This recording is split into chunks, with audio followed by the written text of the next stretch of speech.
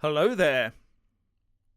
Well, what a busy political day we have today, what with the Budget Show and the Sturgeon Show.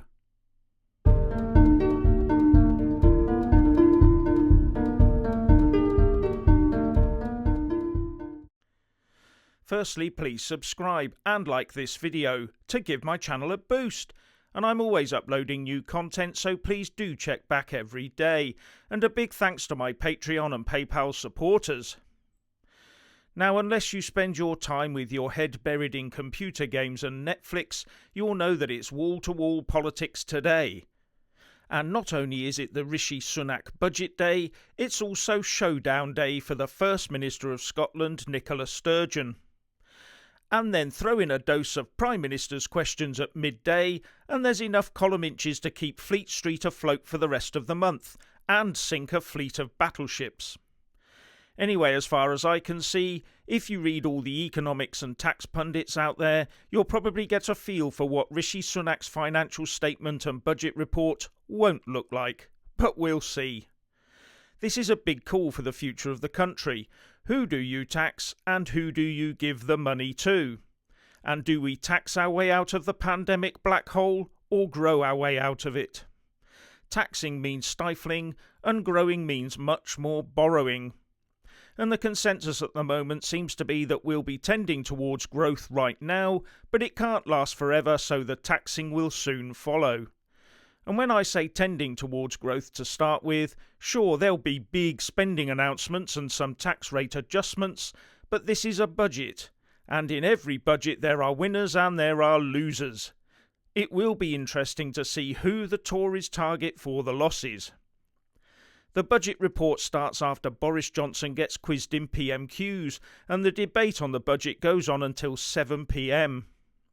Now, if you watch PMQs, you'll know that the leader of the SNP in Westminster, Ian Blackford, is very full of himself.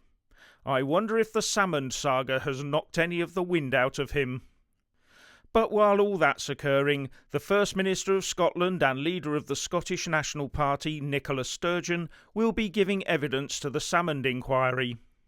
The inquiry was set up to look into the botched attempt by Sturgeon's government to investigate Alex Salmond over allegations of harassment.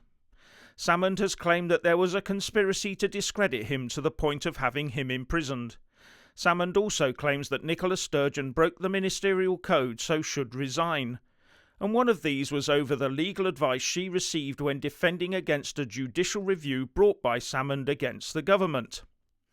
He said the legal advice told her not to proceed, as she would lose and cost the taxpayer lots of money. In the end, they did have to give Salmond £500,000. Anyway, she disputed his account of it. But the Scottish Parliament and the opposition parties in Holyrood forced the government to release a so far redacted version of the advice just last night, and that advice seems to back up Alex Salmond's allegations.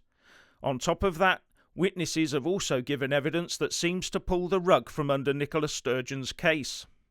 I wonder how long she can hang on for. So what do you think about the budget and Sturgeon's chances of survival? Please share and comment below.